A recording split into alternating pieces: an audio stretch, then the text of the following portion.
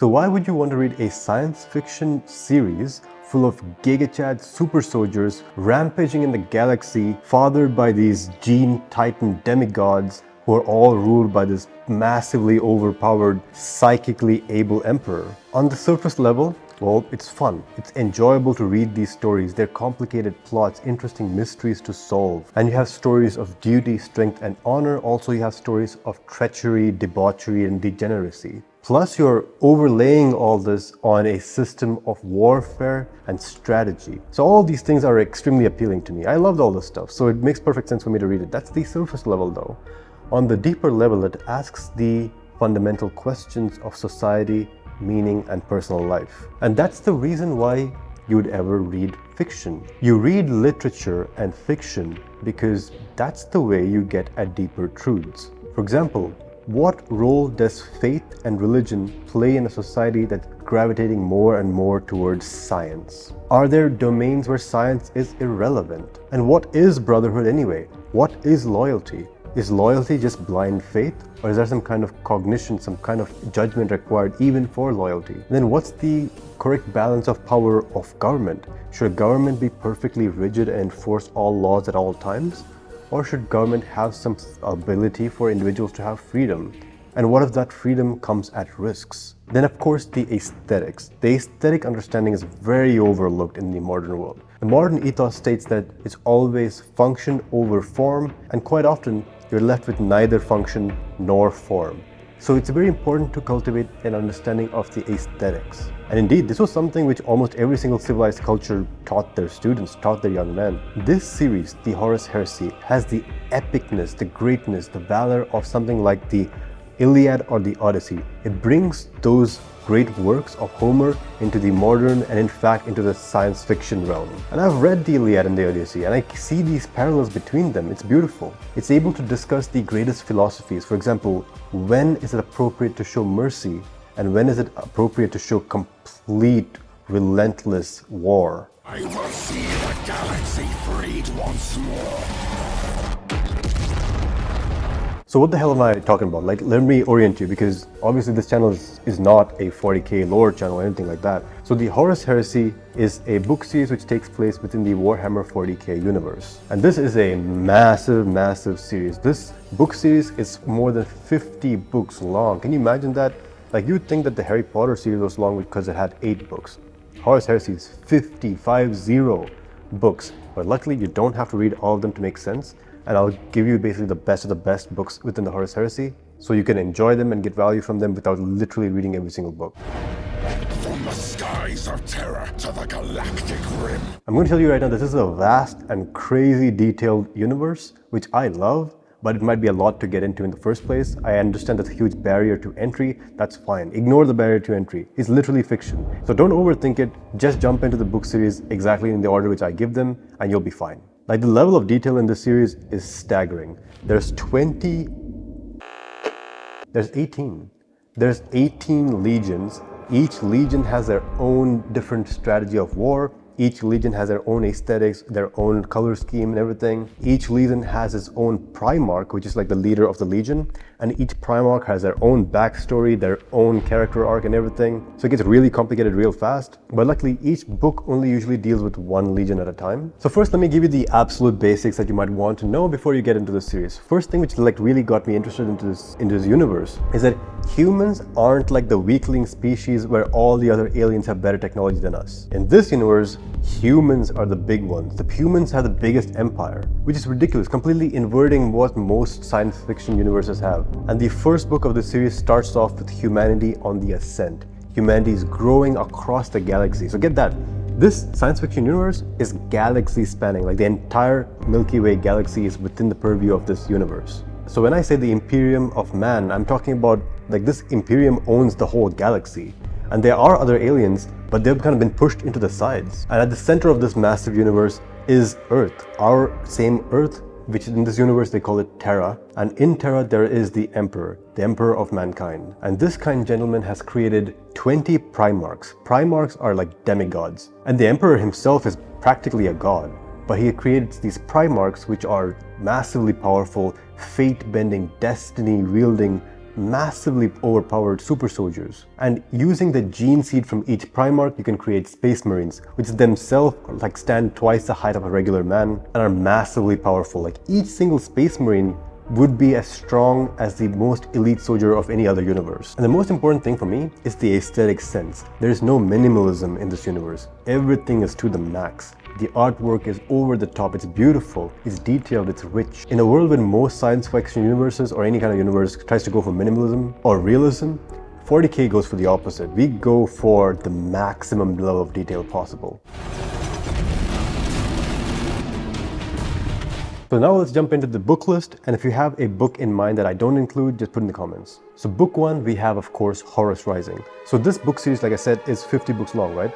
But there's kind of like mini series within them. So it's kind of like clumps of books which go well together, and you kind of have to read them as a chunk without skipping in between. So the first chunk, like the opening saga of this Horus Heresy, starts with Horus Rising. And you absolutely should read the first 5 books one after the other. The first 5 books are Horus Rising, False Gods, Galaxy in Flames, Flight of the Eisenstein, and Full Grimm. So you need to read all these 5 to get started with the series. They're all really great books and you'll enjoy them. So getting right into it, right? So Horus Rising. Horus Rising, so there's a Primarch named Horus, who is the name of the entire series, Horus Heresy. And he's important because he is the leader of the traitor Primarchs. So I mentioned there's 18 Primarchs. Some of them turn bad. It's a civil war. So the Horus Heresy is a civil war. Absolutely brutal, man. Like this series is the distillation of all civil wars in our own human history. You start off with the bad side almost being justifiable in their reproach. And then slowly the world, the universe deteriorates piece by piece and you're left with nothing, and no side really wins because both sides are destroyed almost. Starting off with Horus Rising. So our boy Horus,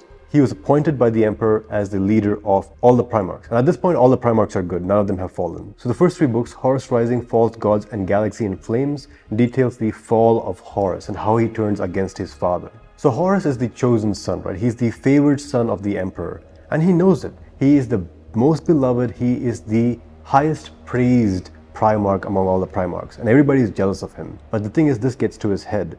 When the Emperor leaves the Crusade, so all the Primarchs are basically at war with the universe at large, and they're doing this huge thing called the Great Crusade, and the Emperor leaves. The Emperor leaves, and this means that the Crusade is no longer the most important focus for the Emperor, or by extension, mankind. So at the same time, Horus becomes a leader of all the Primarchs, but he also loses meaning in the Crusade itself. So when a man loses meaning in life, he can do 2 things. He can look within himself, get on self-improvement, read Way of the Superior Man by David Data, and start doing meditation and gratitude journaling and all this stuff, and become a better person, develop his own talents, right?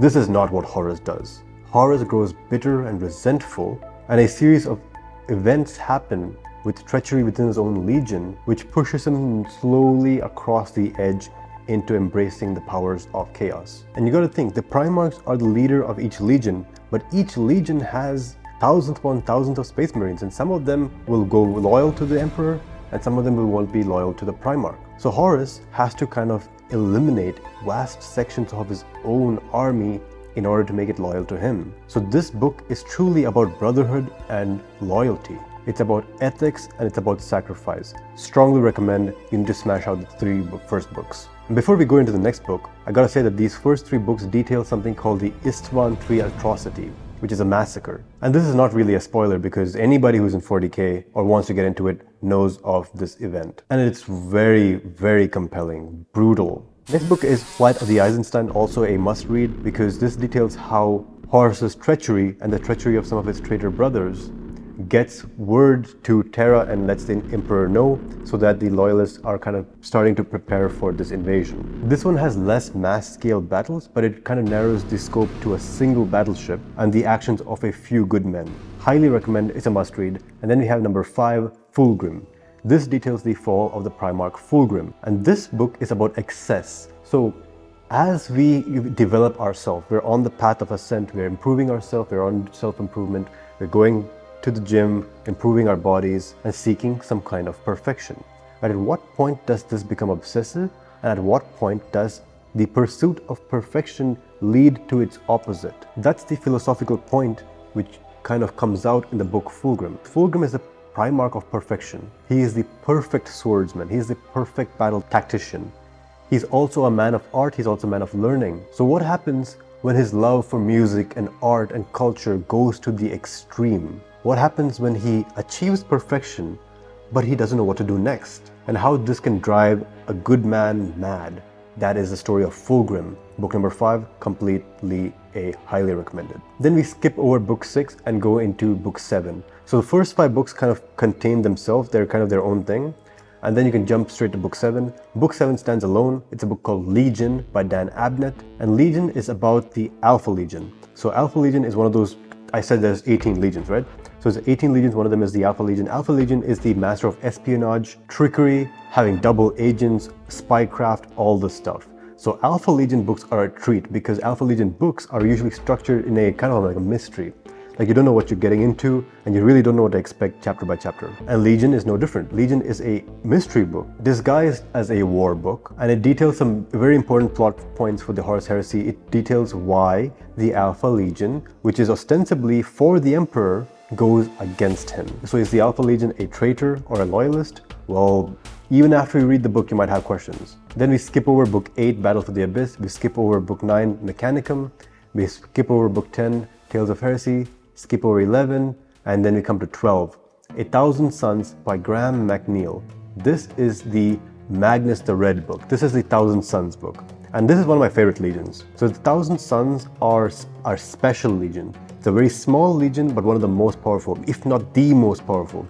Because almost every single soldier within this is a space marine, but also a psyker space marine. Psykers in this universe are basically individuals who can draw upon the power of the warp in order to do magic, basically. They can shoot out lightning from their fingers, they can read the future. The powers of the warp are used in many different ways. You can use it as a weapon, you can use it as a strategy. In any case, the 1,000 Suns are a very powerful magic legion. And their Primarch, Magnus the Red, is one of the most powerful Primarch. And he's 100% loyal to the Emperor. But then there's an event in this book which happens where Magnus feels betrayed by the Emperor. There's this council called the Council of Nicaea, which is very reminiscent of the actual real-world example. The Council of Nicaea happened in the city of Nicaea in the Roman province of Bithynia in 325 AD.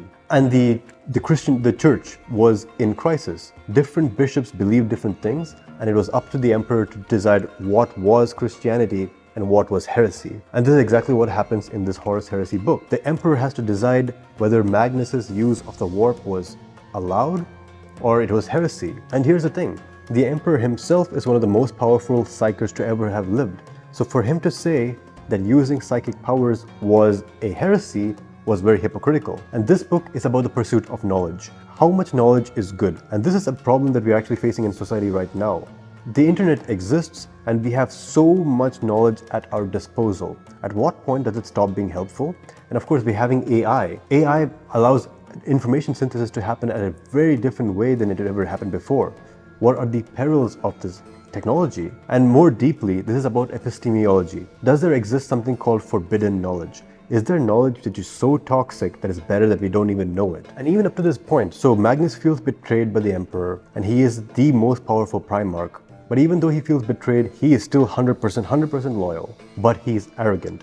Because he's so powerful and he is himself a psyker, so he thinks he knows everything. Magnus is the champion of knowledge. And because he thinks he can even see the future, his own level of knowledge becomes a handicap. Horus and the forces of chaos are able to trick Magnus into doing something very wrong indeed. Basically, Magnus goes against his father's dictate that all psychic energies are supposed to be heretical. And Magnus has the best intentions in mind, and yet he makes a mistake so terrible that at this point the tide shifts. So until this point, the Imperium still could have won. At this point, there's still a bunch of loyal legions, and the Emperor himself could take the field. Plus, he had his whole Custodes Legion, which is one of the most powerful legions there is. And at this point, the Emperor could have absolutely won the war outright by going and killing Horus himself. But because of Magnus's mistakes, caused by his arrogance in his own knowledge, now the tides have turned and the traitors really are in the ascendant. Highly recommend, one of the best books in the series. And after this book, you immediately jump to Prospero Burns.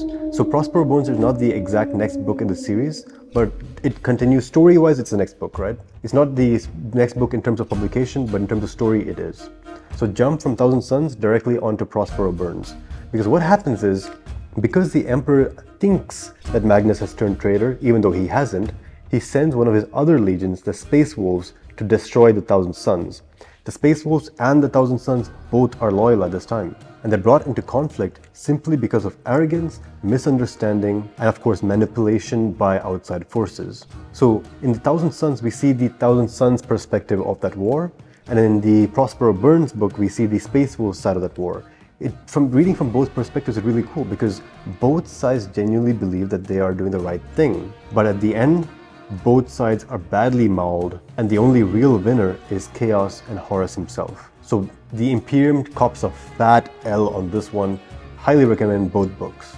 Then we skip over book number 13 and we jump to book number 14, The First Heretic by Aaron Dembski-Bowden. This book is about the Word Bearers Legion.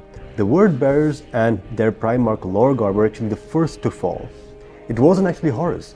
Horus was the leader of the traitors, yes, but Lorgar had fallen decades before Horus ever did. And this was also a mistake by the Emperor. So the Emperor had a strict rule that nobody should worship him as a god. But Lorgar, he really wanted to, and he absolutely did. He was building temples and converting entire planets to the worship of the Emperor. And the Emperor really didn't want worship because he believed that worship fueled by blind faith is what gives chaos its power. I haven't really talked about chaos, and that's a philosophical discussion for later. So when the Emperor realizes that Lorgar is creating a whole new religion based on him, he punishes Lorgar. You know that saying, you should always praise in public but punish in silent? Well, the Emperor did not get the memo. He punishes Lorgar, he humiliates him in front of his brothers. Now, understandably, Lorgar is pissed the fuck off and he wants to take revenge. He's in a very bad state because the man who he believed to be a god has treated him so poorly. Now he's bitter, he's resentful. And this bitterness and resent was co-opted by the forces of chaos to turn him to their side. Amazing book about ethics, about what's true and what's false and what's good and what's bad. Because these things may not align perfectly. And then we go, so remember I said that these books kind of clump up as storylines? After reading First Heretic, you go all the way to Know No Fear, book number 19. So you go from 14 straight to 19. Know No Fear is a classic. Know No Fear is about the Ultramarines Legion. The Ultramarines are led by their Primarch, Rabute Guilliman. And what happens here is, Rabute Guilliman was there when the Emperor humiliated Lorgar. So basically Lorgar was humiliated in front of Rabute by his father. So he carries a lot of resentment against his father, but also for Guilliman for being there. And in fact, Guilliman's legion was used to destroy one of his most important cities and his home planet. So he has a lot of anger towards Guilliman. And of course, Lorgar is siding with Horus. So Horus basically commands Lorgar to destroy the Ultramarines Legion. At this point, the Ultramarines don't know what's going on. They don't know there's a heresy at play. Completely oblivious. So both legions are amassing at this planet called Kalt, and at Kalt, they are getting ready for an invasion of the Orcs, which are a completely different Xenos race. But there are no Orcs because this whole thing was a setup. And Lorgar's legion is basically ambushing the Ultramarines Legion. And they completely have advantage of the element of surprise. They open fire on the friendly Ultramarines and decimate them. But you see, the Ultramarines are no joke. This is a legion based on real-life Roman Empire. So they had discipline, they have tactics, they were very resolute, and they could change their tactics on the fly and really respond with breakneck speed. And they did. They fought against the Word Bearers even though they were at a disadvantage, but the Word Bearers started unleashing demons. So the Word Bearers are the masters of the warp. They were able to control, not even control, but just co-opt the darkest sides of chaos and unleash these demons and monsters from another realm, which at this point, the Ultramarines didn't even know they existed. So now they're fighting a whole different type of enemy which they had never encountered before. But by God, they are the Ultramarines and they don't give up. So they find new tactics to defeat these demons on top of their traitor brothers. And despite the fact that the Word Bearers were going to annihilate the Ultramarine Legion, they're able to regroup and escape to fight another day. And that day comes in the next book called book number 24, Betrayer by Aaron Dembski-Bowden. This book is the vengeance of the Ultramarines. The Ultramarines see an opportunity to attack the Word Bearers, and there's another legion called the World Eaters Legion, and their Primarch Angron. Angron is a living weapon. So each of these Primarchs have their own skills. So for example, Rabute Guilliman is the master of strategy. I had mentioned before, Horus is the master of the tactical strike. Another Primarch that we mentioned, Magnus is the master of magic and the warp. Then we had Lorgar, who is the master of mass psychology. We also mentioned the Primarch Fulgrim. He's the master of art and perfection. But Angron is the master of war and single combat.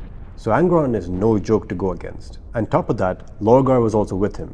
But the Ultramarines are a strong and powerful legion, so they decide to attack the Word Bearers and the World Eaters at the same time. And that is the story of this book, Betrayer. And this is a book about friendship and brotherhood more than anything.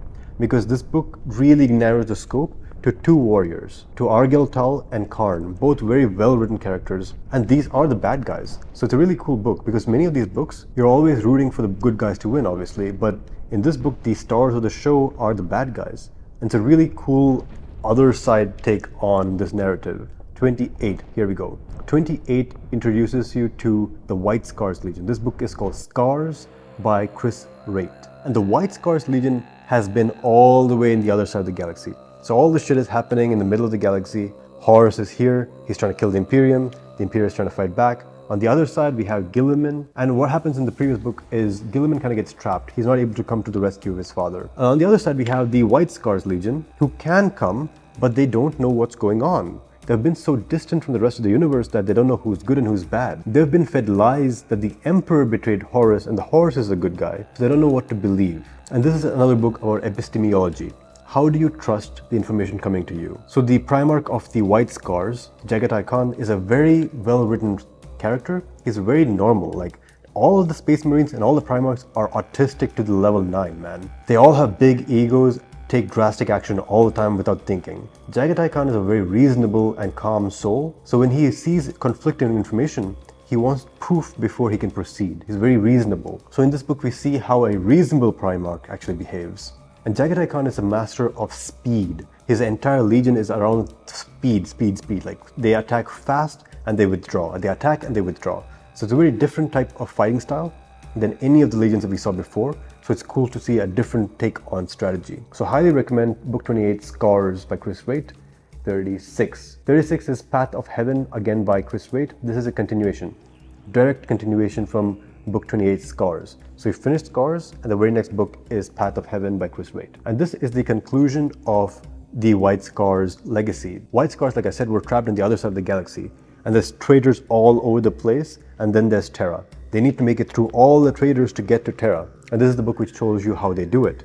And this book is about sacrifice, man. There is a scene and a story arc in this book which is absolutely brutal. This book is about when you have a higher goal, what level of pain are you able to go through in order to make that higher goal a possibility, even if you never see it. So very powerful, very dramatic book. Then we skip over 38. You should also read book 39, Petoran of Dorne. So Petoran of Dorne is when the traders are really close. The traders have reached the Sol system and they're attacking Pluto, which is of course the outer ring of the solar system defenses. And this has your Primarch Rogal Dorne. So Rogal Dorne is the Praetorian of Terra, which means that he was appointed by the Emperor himself to fortify and hold the Sol system. And Rogal Dorne is master tactician himself. He is the master of siegecraft. So he has transformed the Sol system into an absolute nightmare to attack. He has fortified everything. And we have another Primarch in this book named Alpharius of the Alpha Legion. And you've met Alpharius already in Legion, and this time he's attacking the outer parameters of the Sol system in order to get to Terra. So we have a face-off between an extremely cunning and crafty Primarch, literally the Primarch of treachery, Alpharius, and against the most stern-faced, loyal guy, Rogal Dorne. So I highly recommend book 39, Petoran of Dorne. 41 is another solid one, Master of Mankind by Aaron Dembski Bowden. So I said the Emperor is at the center of everything, right? But this is the first time we actually see him in action in Master of Mankind. So remember when I said Magnus fucked things up and then the Emperor couldn't get off his ass and go and actually fight Horus? This is where we find out what actually happened. So Magnus, he had a foreshadowing of Horus's betrayal. So he breaks his father's orders of not using magic, and he uses his warp powers to teleport himself all the way from his planet of Prospero all the way to Terra to inform his father. But in doing so, he accidentally breaks all the shields his father had. So the father, the Emperor of Mankind, he's of course guarded his palace both with physical walls but also psychic wards. And Magnus is a very, very powerful psyker. So it's only him in the entire galaxy who could have broken through. So Magnus was actually coming to warn his father about heresy, and in doing so, he destroys those psychic wards in order to get to his father. But because he's broken those psychic wards, now other forces can also get to his father. So at this point, Magnus had destroyed the Emperor's project, and the Emperor had his own battle to fight within Terra itself, because demons were coming into Terra, and the Emperor had to manage that full time, and so he couldn't take the battlefield himself. And Master of Mankind details the story of that battle and that war. Very cool, because you can see the Emperor in action, you see the Custodes, and you see a hella powerful demon called Drakenen. And the philosophy behind this demon is interesting. So this is the demon of the first murder. So we didn't really talk about chaos at all until this point. So the idea of chaos in this universe is that there is a metaphysical realm on top of the physical realm, which is completely governed by emotion. As beings in the physical realm die, could be humans, could be Xenos, their pain and suffering bleeds into this immaterium, so the alternate reality. And in this alternate reality, people's suffering can turn into cognizant life forms. And the echo of the first murder, so the first time a human being killed another human being, that caused an emotion to be formed in the warp. And this emotion, very small at first, but as murders started happening more and more throughout the entire line of human history, this demon became powerful and more powerful. And at the end, you have this mega demon, which is strong enough to kill Custodes. So it's a very interesting philosophical take. The idea that one sin may not be that much, but compounding that sin year after year leaves you with a demon which can outdo yourself. So very cool book, very interesting philosophical sides. Master of Mankind, book number 41, highly recommend. At this point, there you have it, boys. That's the Horus Heresy reading list. And if you want the whole overall reading list, because obviously I don't read just fiction, then I have the reading list link in the description below. And this reading list will contain things like self-improvement topics, philosophy, history, business, and literally contains the top 20% of books I've ever read in my life.